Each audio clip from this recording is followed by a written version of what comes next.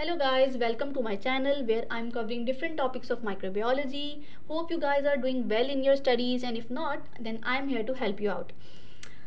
If you have any topic related to microbiology and you want me to discuss it, feel free to drop it into the comment section. आज हम बात करेंगे catalase enzyme के बारे में. What is catalase enzyme?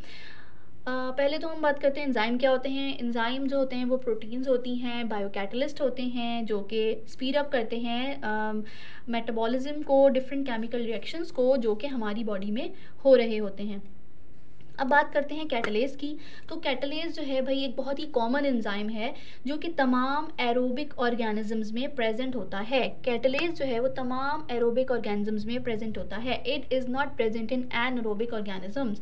Y I am saying कि saying this कि ये एनारोबिक ऑर्गेनिजम्स में प्रेजेंट नहीं होता, ये आपको समझ में आएगा तब जब आप इसका पर्पस पता चलेगा कि ये करता क्या है और क्यों ये एनारोब्स में प्रेजेंट नहीं होता. तो what is the purpose of catalase enzyme? Catalase जो है जनाब करता ये है कि ये प्रोटेक्ट करता है एरोबिक ऑर्गेनिज्म को फ्रॉम ऑक्सीडेटिव डैमेज. ये प्रोटेक्ट करता है एरोबिक ऑर्गेनिजम्स को फ्रॉम ऑक्सीडेटिव डैमेज. अगर हम इसको आसान ज़ुबान में समझें, इसकी डिटेल में जाएं, तो मैं एग्जांपल लेती हूँ एरोबिक बैक्टीरिया की. एरोबिक बैक्टीरिया जो होते हैं वो एरोबिक मेटाबॉलिज्म कंडक्ट करवाते हैं, और जब वो एरोबिक मेटाबॉलिज्म कंडक्ट कर रहे होते हैं तो उस दौरान वो प्रोड्यूस करते हैं कुछ बाय प्रोडक्ट्स, जिनमें कुछ टॉक्सिक बाय प्रोडक्ट्स भी होते हैं, और उनमें सर फहरिस्त है हमारे पास हाइड्रोजन परऑक्साइड H2O2.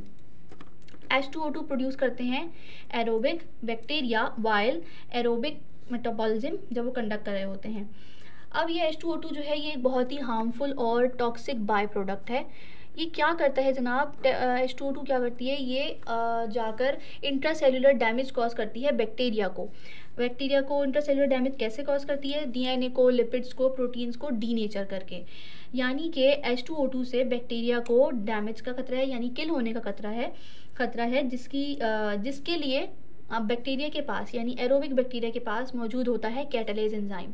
यानी जब एरोबिक मेटाबॉलिज्म हो रहा होता है और H2O2 as a toxic by product बनता है, तो फिर बैक्टीरिया क्या करता है कि वो कैटालेज एंजाइम को यूज़ करता है और उसकी मदद से H2O2 को ब्रेक करवाता है इनटू नॉन टॉक्सिक प्रोडक्ट्स, यानी कि वाटर एंड ऑक्सीजन. यानी कि कैटालेज एंजाइम H2O2 को ब्रेक डाउन करवा देता है into water and oxygen to protect it from oxidative damage. क्योंकि मैंने बताया कैटालेज का पर्पज़ ये है कि ये एरोबिक बैक्टीरिया को प्रोटेक्ट करता है फ्रॉम ऑक्सीडेटिव डैमेज.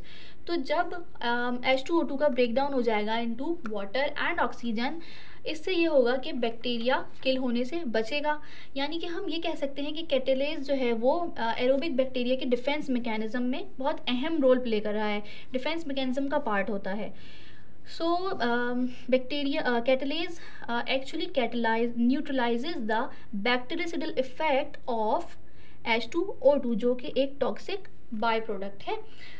ये इसका पर्पस था. अब मैंने क्या बात करी थी कि ये सिर्फ एरोबिक बैक्टीरिया में पाया जाता है कैटालेज एंजाइम, एनारोब्स में नहीं होता. क्यों नहीं होता? क्योंकि देखिए जब एरोबिक बैक्टीरिया होते हैं वो रेस्पायर करते हैं with the help of oxygen, और उसी के नतीजे में उनका जो मेटाबॉलिज्म होता है पूरा, उसके नतीजे में वो प्रोड्यूस करते हैं दिस H2O2. ठीक है जनाब. तो ऐसे में उनको ज़रूरत पड़ती है कैटालेज एंजाइम की. वो आता है और वो H2O2 को ब्रेक डाउन करवा देता है. लेकिन जो एनारोबिक बैक्टीरिया हैं उनको ज़रूरत नहीं होती, वो ऑक्सीजन के ज़रिए रेस्पायर नहीं करते, तो ऐसे में वो ऐसे टॉक्सिक बाय प्रोडक्ट्स नहीं बना रहे होते, तो उनको कैटालेज एंजाइम की नीड नहीं होती. So that is why catalase is mainly present in aerobic bacteria. That's it. This is a brief introduction of catalase enzyme. If you have any question related to catalase, तो आप वो comment section में पूछ सकते हैं. Thank you.